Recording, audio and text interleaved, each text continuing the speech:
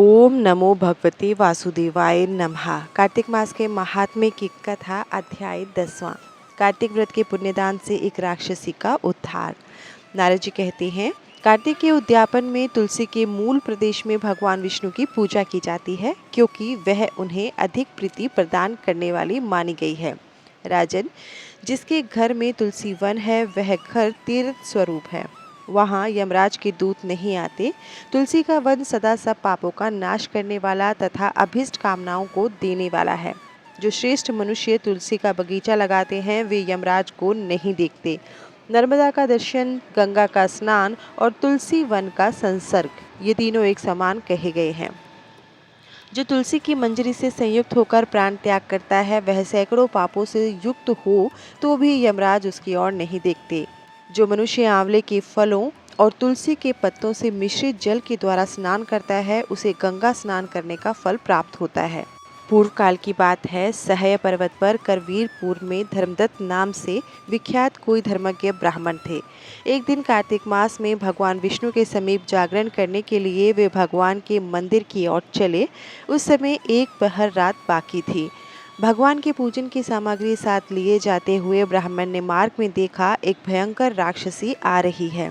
उसे देखते ही ब्राह्मण भय से थर्रा उठा। उसका शरीर कांपने लगा। उसने साहस करके पूजा की सामग्री तथा जल से ही उस राक्षसी के ऊपर प्रहार किया।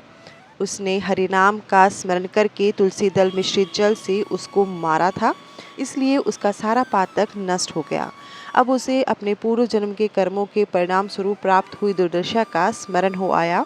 उसने ब्राह्मण को दंडवत प्रणाम करके इस प्रकार कहा, ब्राह्मण, मैं पूर्व जन्म के कर्मों के फल से इस दशा को पहुंची हूँ। अब कैसे मुझे उत्तम गति की प्राप्ति होगी?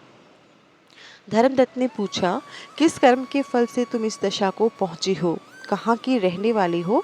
तुम्हारा नाम क्या है और आचार व्यवहार कैसा है? ये सारी बातें मुझे बताओ। राक्षसी बोली, ब्राह्मण, मेरे पूर्व जन्म की बात है। सौराष्ट्र नगर में भिक्षु नाम के एक ब्राह्मण रहते थे। मैं उन्हीं की पत्नी थी। मेरा नाम कलहा था और मैं बड़े क्रूर स्वभाव की स्त्री थी। मैंने वचन से कभी अपने पति का भला नहीं किया, उन्हें कभी मीठा भोजन नहीं परोसा, सदा अपने स्वामी को धोखा देती ही रही। मुझे कलहा विशेष प्रिय थी। इससे मेरे पति का मन मुझसे सदा उद्विग्न रहा करता था।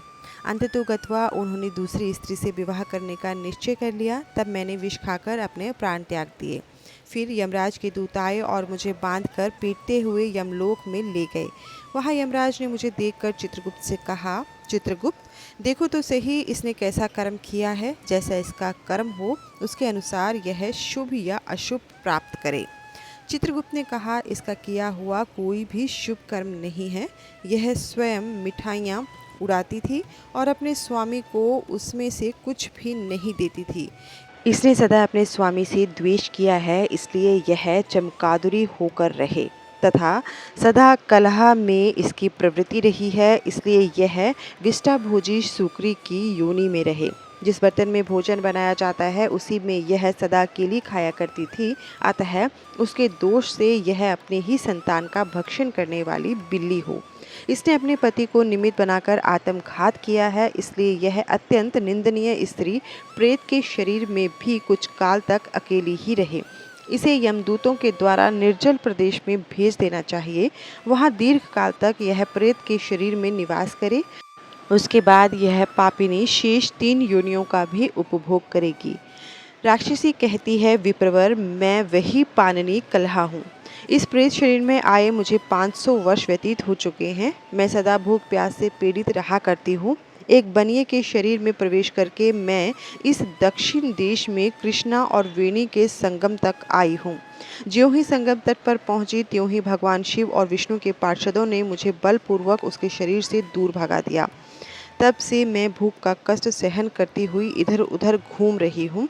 इतने में ही आपके ऊपर मेरी दृष्टि पड़ी है। आपके हाथ से तुलसी मिश्रित जल का संसर्ग पाकर मेरे सब पाप नष्ट हो गए।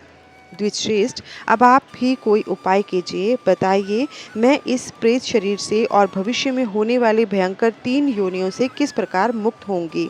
कलहा का यह वचन सुनकर द्विजश्रेष्ठ धर्मदत्त ने बहुत समय तक सोच विचार करने के बाद कहा, तीर्थ में दान और व्रत आदि सत्कर्म करने से मनुष्य के पाप नष्ट हो जाते हैं, परंतु तू तो प्रेत के शरीर में है, अतः उन कर्मों को करने में अधिकारिणी नहीं है।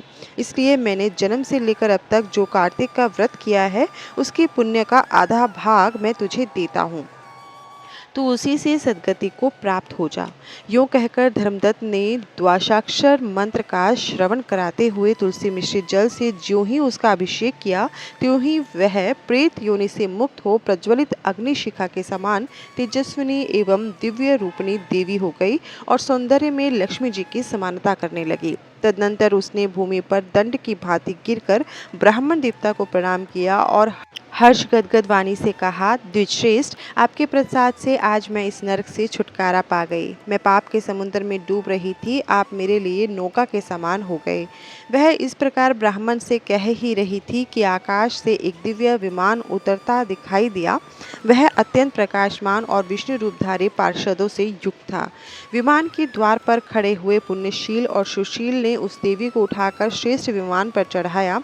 तब धर्मदत्त ने बड़े विस्मय के साथ उस विमान को देखा और विष्णुधारी पार्षदों को देख साष्टांग प्रणाम किया। पुण्यशील और सुशील ने प्रणाम करने वाले ब्राह्मण को उठाया और उसकी सराहना करते हुए कहा, द्विजश्रेष्ठ, तुम्हें साधुवाद है, क्योंकि तुम सदा भगवान विष्णु के भजन में तत्पर रहते हो, दीनों पर दया करते हो, सर्वज्ञ हो तथा भगवान विष्णु के व्रत का पालन करते हो।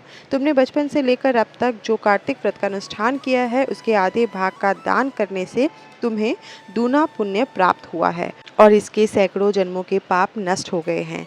अब यह वैकुंठ धाम में ले जाई जा रही है। तुम भी इस जन्म के अंत में अपनी दोनों स्त्रियों के साथ भगवान विष्णु के वैकुंठ धाम में जाओगे। धर्मदत्त, जिन्होंने तुम्हारे समान भक्ति पूर्वक भगवान विष्णु की आराधना की है, वे धन्य और कृतकृत्य हैं। इस संसार में उन्हीं का जन्म सफल है। भलीभांति आराधना करने पर भगवान विष्णु देहधारी प्राणियों को क्या नहीं देते हैं। उन्होंने ही उत्तानपाद के पुत्र को पूर्व काल में ध्रुव पद पर स्थापित किया। उनके नामों का स्मरण करने मात्र से समस्त जीव सद्गति को प्राप्त होते हैं। पूर्व काल में ग्रहग्रस्त गजराज उन्हीं के नामों का स्मरण करने से मुक्त हुआ था। तुमने जन्म से ही लेकर जो भगवान विष्णु को संतुष्ट करने वाले व्रत का अनुष्ठान किया है, उससे बढ़कर न यज्ञ है, न दान है और न तीर्थ है। विप्रवर, तुम धन्य हो, क्योंकि तुमने जगतगुरु भगवान विष्णु को प्रसन्न करने वाला ऐसा व्रत किया है कि जिसके आधे भाग के फल को पाकर यह स्त्री हमारे साथ भगवान के लोक में जा रही है। तो ये है कार्तिक मास के महात्म्य का 10वां अध्याय। कल के अध्याय में हम जानेंगे कि भक्ति के प्रभाव से विष्णुदास और राजा चोल का भगवान के पार्षद होना। धन्यवाद।